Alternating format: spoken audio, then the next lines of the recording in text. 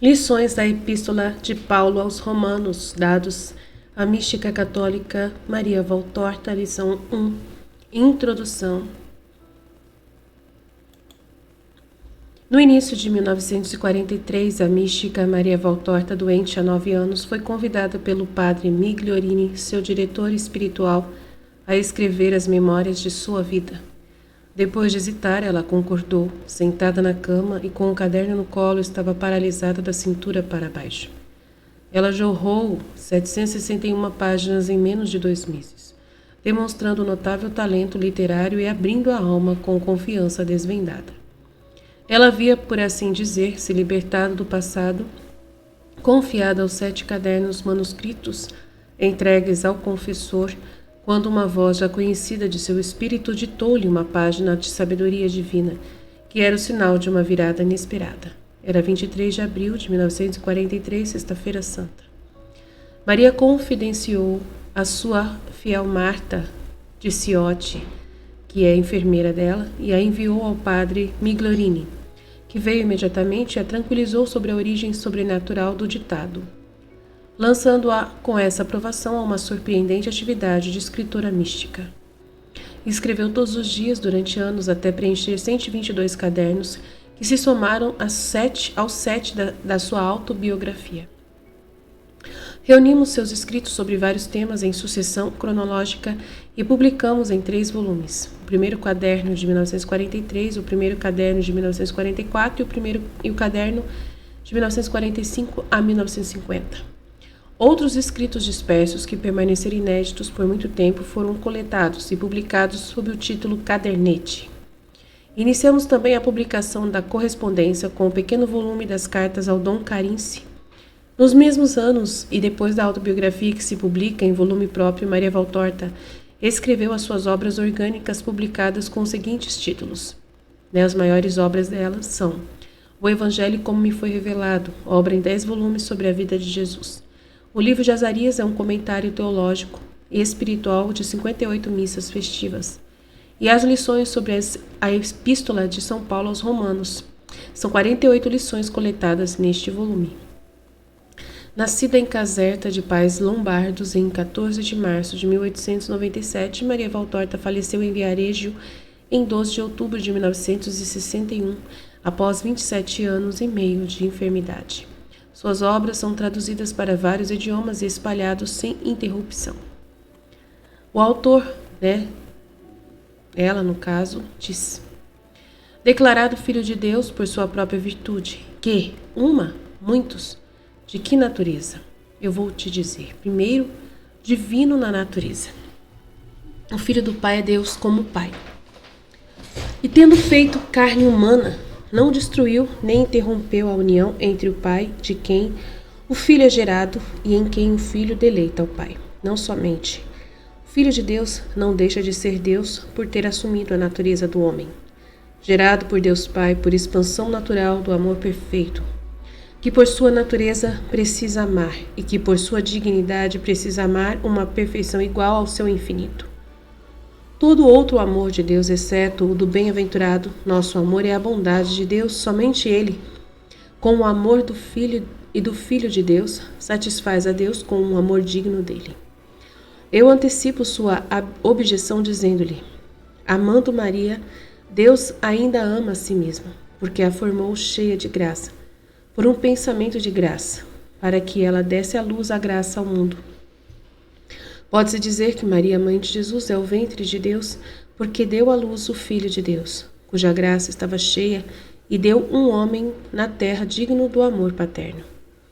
Como um tanque circular de peixes em que as águas correm sem nunca chegar à boca, assim Maria, mãe de Deus, a água mais pura de uma fonte selada, saiu do fervor incandescente do pensamento eterno e correu pelas margens da paz, trazendo consigo a paz e pureza.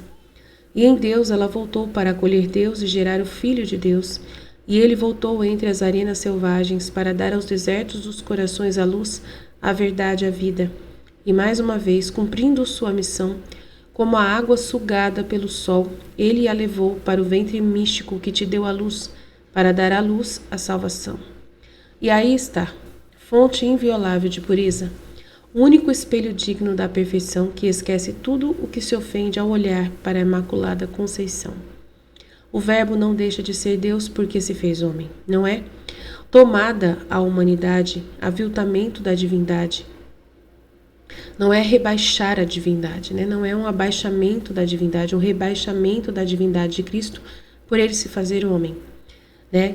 Que essa é sua natureza eterna e continua sendo. Mas é a humanidade elevada a Cristo, né? A Deus, a divindade. A humanidade de Cristo é a humanidade dos homens elevada a Deus, mesmo sem perder a sua natureza, a perfeição da união com a divindade. Algo atestado pelos prodígios feitos por Cristo e em Cristo. O Pai sempre com o Filho sempre Deus como Pai. Porque a divindade não pode ser dividida ou mudar de natureza por aparente divisão e aniquilação da natureza inferior à divina. Jesus Cristo é, portanto, Filho de Deus pela natureza divina do Verbo gerado pelo Pai, que se encarnou pela obra do Espírito Santo para a saúde da humanidade. Mas a segunda maneira, mas ele se declarou Filho de Deus também pela natureza humana, virtuoso de maneira perfeita. Maravilha! Jesus Cristo, Filho gerado ao Pai pela semente de Davi, tinha livre arbítrio.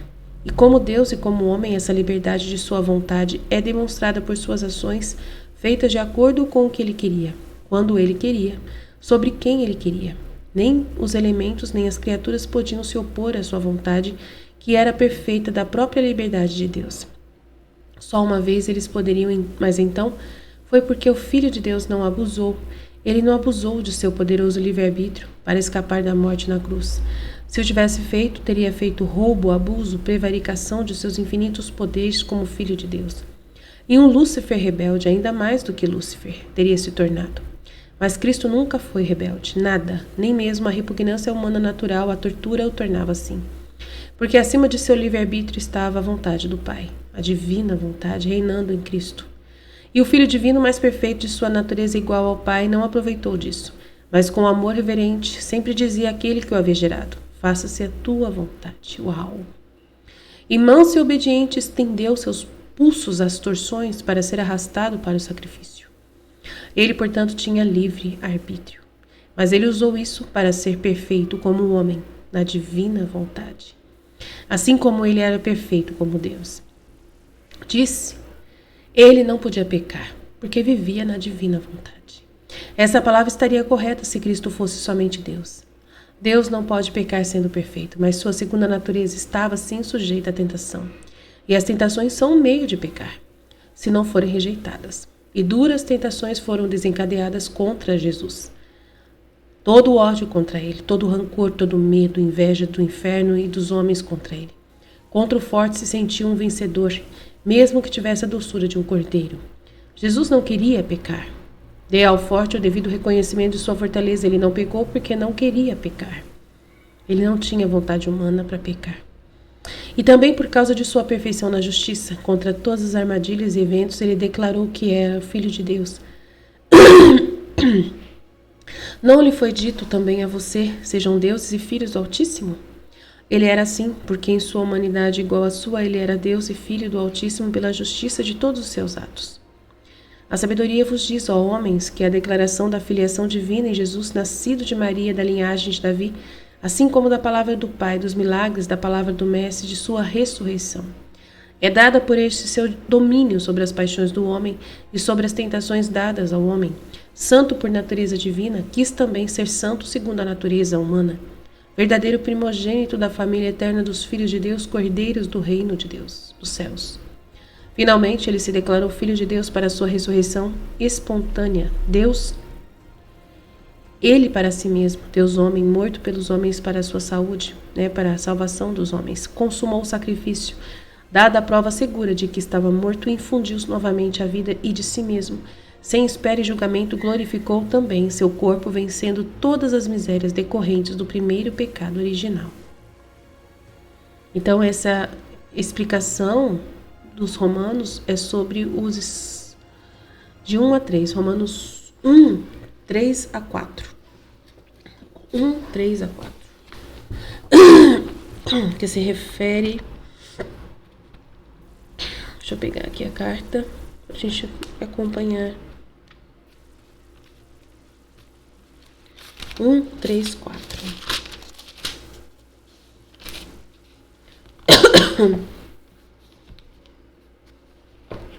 Tá dizendo aqui.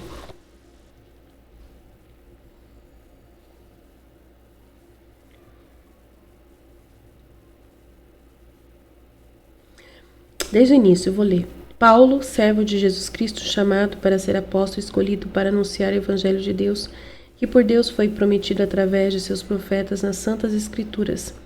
Esse Evangelho se refere... Aí o 3. Esse Evangelho se refere ao Filho de Deus, que como homem foi descendente de Davi e segundo o Espírito Santo, foi constituído Filho de Deus com poder, através da ressurreição dos mortos. Jesus Cristo, nosso Senhor. Então, esse é o pedaço.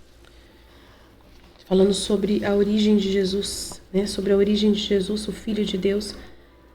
Foi descendente de Davi, segundo o Espírito Santo, foi constituído Filho de Deus com poder através da ressurreição dos mortos, Jesus Cristo, nosso Senhor. Então tá falando sobre a origem, né, da divindade de Cristo, como homem e como Deus ao mesmo tempo. Então tá falando sobre essa realidade. Vamos para o próximo capítulo, que vai ser referente a Romanos 1, 17 a 17. Vou aproveitar aqui.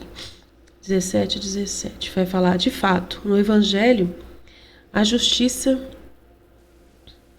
se revela única e exclusivamente através da fé. Conforme diz a Escritura, o justo vive pela fé. Então, essa parte. O justo vive pela fé. O autor, São Paulo, disse isso. Ao citar essas palavras, o apóstolo, outrora orgulhoso de sua própria ciência rabínica, torna-se uma criança.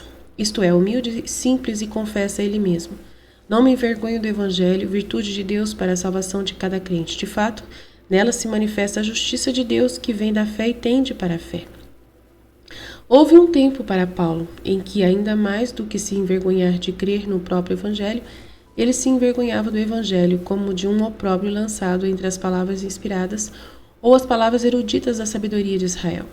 E para apagar aquela vergonha escrita na mente dos seguidores do Nazareno, ele os perseguiu extinguindo em uma só palavras evangélicas e vida, acreditando que estava vencendo. Mas o Verbo eterno, aquele que nenhuma força humana ou diabólica pode silenciar, desembarcou-o no caminho de Damasco, perguntando-lhe: por que me persegues? Aqueles que oprimem as pequenas vozes, aqueles que oprimem aqueles que falam em nome de Deus, e que eles, os doutos de agora, sabem como eram chamados no Antigo Testamento. E sabem qual é sua missão, pois eles são e sempre serão até o fim dos tempos, como arautos de Deus entre as multidões cegas. Muitos devem eles meditar e aprender com aquele: você me persegue. E temer perseguir a palavra e tremer ao fazê-lo. No instrumento de Deus vive Deus, não de maneira comum, mas de maneira extraordinária. A personalidade humana não é mais do que o véu que guarda o Santo dos Santos em ação, pois Deus nunca está inerte em seu trono, além do véu. Nunca está parado, né? Quando as hostes ferozes dos caldeus derrotaram os israelitas na capital, ainda sem pagar queimaram a casa de Deus e levaram as riquezas e as santidades do templo. Quando as poderosas legiões romanas destruíram para sempre, de acordo com a profecia de Jesus Cristo, o templo de Mória, contra quem realmente eles atacaram?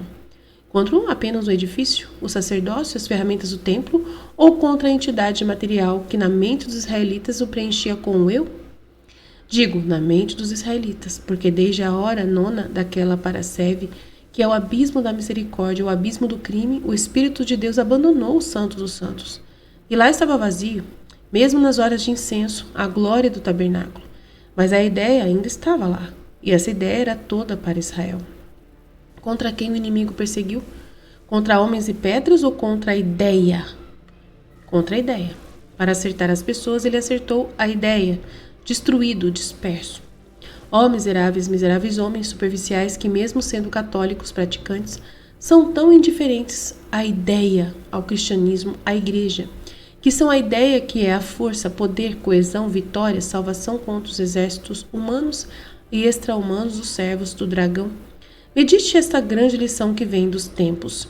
Quando a inércia, o pecado ou consentir com as doutrinas satânicas permite que os inimigos de Deus e os espíritos ataquem, destruam, dispersam a ideia única, santa, verdadeira e eterna: Deus.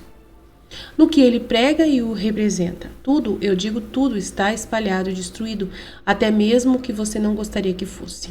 Seu bem egoísta pessoal. Fortuna familiar, quietude, a própria família, às vezes. Levantai-vos, ó cristãos. Um dia, Jesus que dormia foi gritado, acorda, ó mestre, porque estamos perecendo. Mas agora é Deus quem clama a vocês. Acordem, ó cristãos, porque se não acordarem, perecerão. A tempestade está sobre você. Ao velho Israel foi dito, as tuas tendas, ó Israel, para juntá-lo em defesa da religião e da pátria, a vós eu clamo. Aos vossos tabernáculos, ó povo cristão, a sua fé, ao seu Senhor Jesus Cristo, ao vencedor que vence Satanás surgir. Reacenda a luz e o fogo da fé e da caridade. Despite de tuas vestes excessivamente carnais que te fazem embotado e preguiçoso, e reviste-te da justiça. Você sozinho deve salvar a si mesmo. Na sua vontade está a sua vitória. Deus te observa, mas não te salva mais, por vontade própria. Ele fez tantas vezes, e você, da vitória da salvação, deu um passo para descer na escuridão, na geada, no vício. Eu disse isso no início do trabalho do pequeno João, Maria Valtorta. Você riu, zombou ou xingou a vozinha que repetia minhas palavras para você. Mas muitos, por serem divinos, já se cumpriram. Não ria, não jure por isso. Dê boas-vindas a eles. Defenda-se, suas famílias, sua paz, seu bem-estar, defendendo a ideia divina, a igreja, a fé. Satanás e seus servos tentam atingir a ideia, a igreja, a fé que é o coração. O sangue é a respiração que mantém viva a sua própria vida. Doloroso sim, cansativo sim, mas se Satanás triunfar em um mundo sem Deus, 3 vezes ai de você. Você não sabe, não levanta o véu daquele horror que já está instalado e fecha as fileiras para lançar o ataque. Indico a vocês, céu, Deus, aponto para vocês o coração do cristianismo. O Vaticano, Roma, é o coração do cristianismo. Eu te aponto para o tabernáculo. Defenda a igreja para serem defendidos. E pondere bem minhas palavras. E não seja singularmente semelhante àqueles que estão prestes a perseguir a Deus em sua ideia, na igreja romana, na fé, perseguindo Jesus Cristo em suas pequenas vozes. Não persiga Jesus Cristo, eu digo, porque Ele, a vós que oprimeis os seus instrumentos, diz com a sua divina e justa sinceridade. Por que me persegues? Sim, você.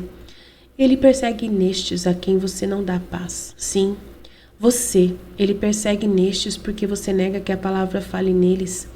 O Espírito Santo fala, que é sempre o autor de todo ensinamento divino. Imite Paulo em seu segundo período da vida mortal, já que sabe imitá-lo quando ainda é Saulo de Tarso, da tribo de Benjamim, fariseu e perseguidor dos cristãos. Você está sabendo imitar o perseguidor, mas não o apóstolo. E não se envergonhe de aprender, você, os novos rabinos, coisas de fé e sabedoria que você não ignorou até agora, para aprendê-las com uma pequena voz. Comparado ao rico, poderoso e imponente Gamaliel, semelhante a um rei pela pompa e pelos cortesãos, um livro vivo da sabedoria de Israel, o manso mestre de Nazaré deve ter parecido muito desprezível a Saulo de Tarso, que conhecia sua condição social, seu método, mas quando a balança do farisaísmo caiu, não das pupilas de seus olhos, mas do espírito, e com 10 anos de aplicação ele penetrou na sabedoria do Evangelho. Virtude de Deus para a salvação de cada crente. Paulo reconheceu que no Evangelho se manifesta a justiça que vem da fé e tende para a fé. Essa justiça, tornada luminosa, compreensível pela bondade da própria palavra de Deus, que tem misericórdia de vós, manifesta-se no dom que a pequena voz vos deu em nosso nome. O amor justo, o amor é leve. A luz permite que você reconheça. Os justos acreditam. Eles têm uma grande sede de acreditar mais e mais. Eles entendem que o conhecimento é uma grande ajuda para acreditar. Eles sentem que a crença é vida porque é caridade, e a caridade é vida porque é Deus. O vivo acolhido neles e eles acolhidos em Deus. E aqui há muito tempo chegamos à primeira proposição do ditado de hoje. O justo vive pela fé. E quanto mais o justo tem coração de criança, tanto mais sabe viver pela fé. É por isso que o Divino Mestre disse, se vocês não se tornarem como crianças, não entrarão no reino dos céus. A criança sabe acreditar, e por isso de saber crer, conhece a Deus e merece possuí-lo e gozá-lo eternamente, ainda que morra antes de ser instruído como vós. Na verdade, muito conhecimento dificilmente é salvação. Mesmo porque aqueles que receberam mais são exigidos. E quem se apoderou de tesouros dificilmente é assaltado por ladrões. Mas você ainda não conhecia esse provérbio antigo, nem sabe de quais ladrões estou falando. Você que é instruído, tente conhecê-los. Ao conhecê-los, você pode se defender da morte que eles estão armados para lhe dar. Mas as criancinhas não têm esses perigos. Eles sabem como viver pela fé simplesmente. Eles confiam no Senhor. E disse que aqueles que confiam no Senhor entendem a verdade. Portanto, eles entendem, mesmo sem saber cientificamente. Eles entendem pela caridade viva neles e porque eles têm a caridade e seu anjo guardião como professores. Amém. A próxima lição, 3, está em Romanos 1, 18 e 18. A ira de Deus manifesta do céu contra toda a impiedade e injustiça dos homens que com a injustiça sufocam a verdade. Muito forte. A ira de Deus se manifesta do céu contra toda a impiedade e injustiça dos homens que com a injustiça sufocam a verdade. Ixi, forte.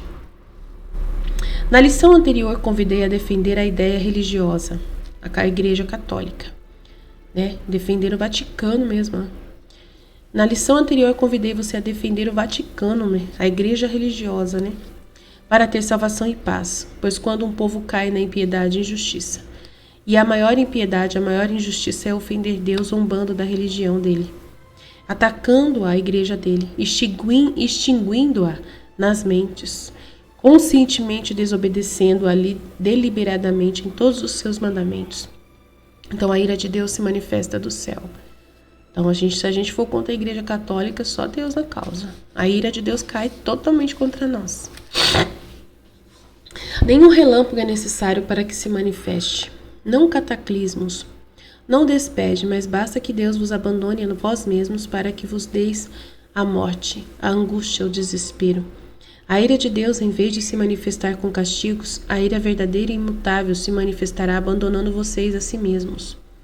O que você chama de ira de Deus, guerras, meios atrozes de destruição, cataclismos, pestilências, ainda não são ira sem mutação, ira absoluta.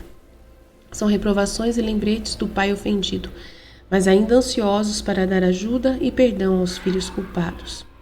Mas quando toda maldade e injustiça estiver no coração dos 99 de 100 da humanidade, meu Deus do céu, tomara que não chegue esse dia, meu Pai.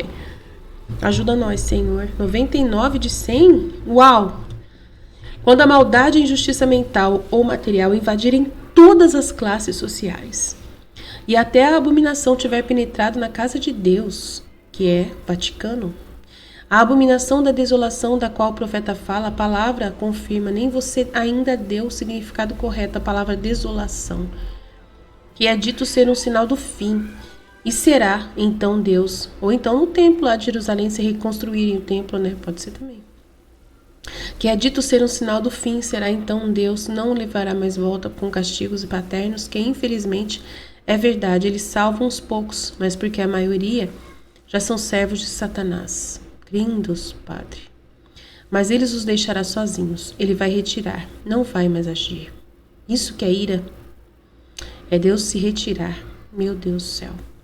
Até o momento em que o lampejo de sua vontade ordenará a seus anjos que abram 7 selos. Mas já foi aberto 7 selos.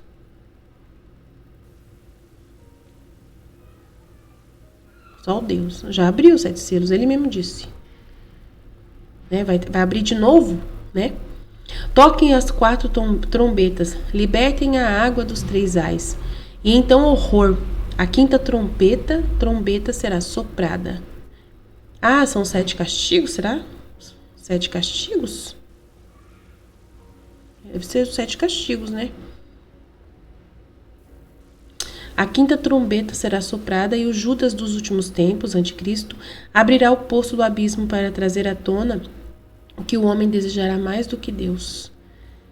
Credo, vai trazer à tona o que o homem desejará mais do que Deus? O poço do abismo vai trazer à tona o que o homem desejará mais do que Deus. ser Deus, ser o próprio Deus. Anarquia, eu acho que é anarquia, vai acontecer uma anarquia, alguma coisa assim, né? Ou então ai, nossa senhora, dá até medo que pode acontecer, não dá nem para saber. Quando você já está nesta hora ou está prestes a entrar? Temer. Você se pergunta, mas não se arrepende. Você não será informado quando. Não vai ser informado quando. Você tem que se arrepender mesmo sem saber quando vai acontecer essas coisas. Está escrito no coração dos profetas atuais. Mas o que? Os 7 trovões. É isso que é os 7 trovões. Isso que eu achei estranho, porque os 7 trovões não foram revelados ainda. Mas os 7 selos já foram abertos. Pelo menos é o que Jesus já disse lá em 1943, no livro que eu li, da Valtorta. Está nesse mesmo livro dela, nessas obras dela, foram escritos. Jesus falou que abriu os 7 selos, né? Agora ele está falando quando se abram os 7 selos. Mas os 7 trovões ele não falou para ela. Falou alguma coisa, né? Sobre vários castigos que vão ter. Falou 4 castigos dos 7 trovões, ele falou. Está escrito no coração dos profetas atuais, mas o que os 7 trovões lhe disseram está selado, e eles não o dirão. Mas Jesus deu os 4 trovões ele deu uma pista, mas não explicou claramente o que era, mas falou que um deles é a lepra, que é alguma doença, uma peste bem igual à lepra. O outro é a água os rios que vão ficar com sangue. O outro é... O que mais? Tem mais outro lá, mais 2. Eu esqueci agora. Só sei que ele falou 4.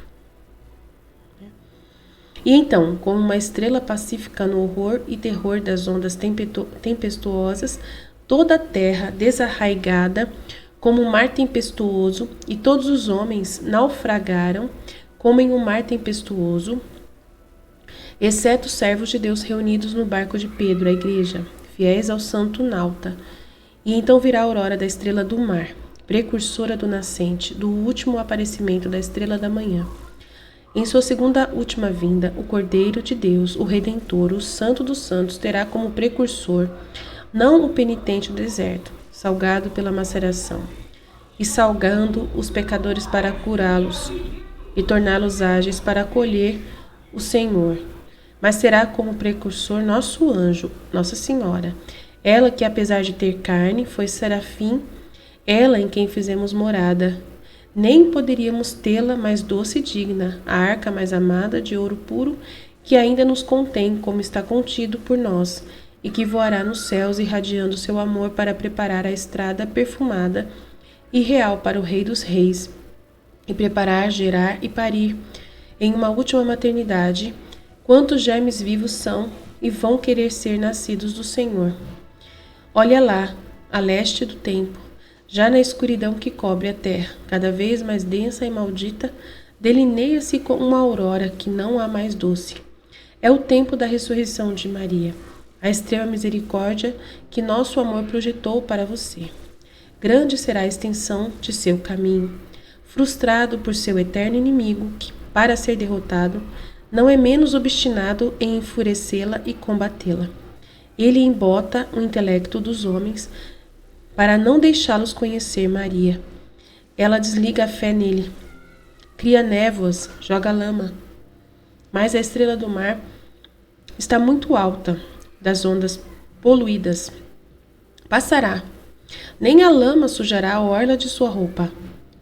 Ela descerá sozinha, como um anjo, um arcanjo, para escrever, rápida como um arcanjo, para escrever próximo ao sinal da cruz suas iniciais na testa dos fiéis, dos salvos para o reino eterno. Reino eterno. E força e paz entrarão em seus espíritos sob o toque da mão dela, Mãe da vida, fonte de saúde. Bendizei a Deus que concedeu a mais pura estrela para iniciar sua jornada, para atrair-vos a Deus com a doçura de seu amor misericordioso. Extremo Salvador, compensando os bons espíritos do distanciamento cada vez mais profundo de Deus, desgostoso com os pecados dos homens. Você não acha que essa retirada de Deus é injusta? Lemos nos Macabeus que quando com Antíoco Epifânio a corrupção entrou em Israel, E Israel se afastou da lei por ter escravizado muitos líderes de Israel, filhos da iniquidade, às primeiras nações, a ponto de torná-los os costumes perversos, do mesmo vendendo-se para fazer o mal. O santuário ficou desolado como um deserto. As festas solenes foram transformadas em luto, os sábados em opróbrios, e sua glória foi aniquilada. Não só isso, mas o culto dos ídolos foi aceito, e isso causou a perseguição dos poucos que permaneceram fiéis, e a morte, a ruína, a violência, a dor, tornaram-se o legado do povo que havia despertado a ira do Senhor. Faça comparações, medite, escolha.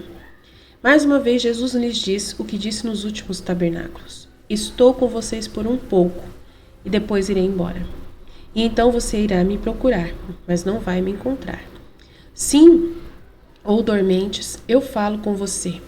Mais do que para abrir inimigos a você que, se acordasse, poderia defender a ideia e o seu bem, a vocês que dormem enquanto outros trabalham e se acalentam na ilusão de que Deus é um servo para vocês, que Jesus é um servo para vocês, um servo tolo. E um servo tolo que, depois de ter sido negligenciado, não procurado, não seguido até o ponto de convencê-lo a sair, dada a inutilidade de permanecer entre vocês, que ele esteja pronto e propenso à sua necessidade quando quiserem, quando você estiver prestes a ser submerso. E finalmente, mas não para sempre você acordará. Ixi. Meu Deus, assustador isso aqui. Busque o Salvador enquanto ele ainda está entre vocês, antes que o ódio o envie para além de suas fronteiras. Para em Efraim, entre os povos, subindo para a luz, enquanto você afunda nas trevas. Entre as trevas que sufocam a verdade, não a fazendo ver, erguendo o muro da mornidão, dos quietismos, onde não erguem o da impiedade e da injustiça. Nossa, é muito forte, meu Deus. Muito forte essa palavra. Vou até parar por aqui, para ficar bem, lúcida no coração de vocês. Meu Deus, muito forte mesmo. Amém, Fiat.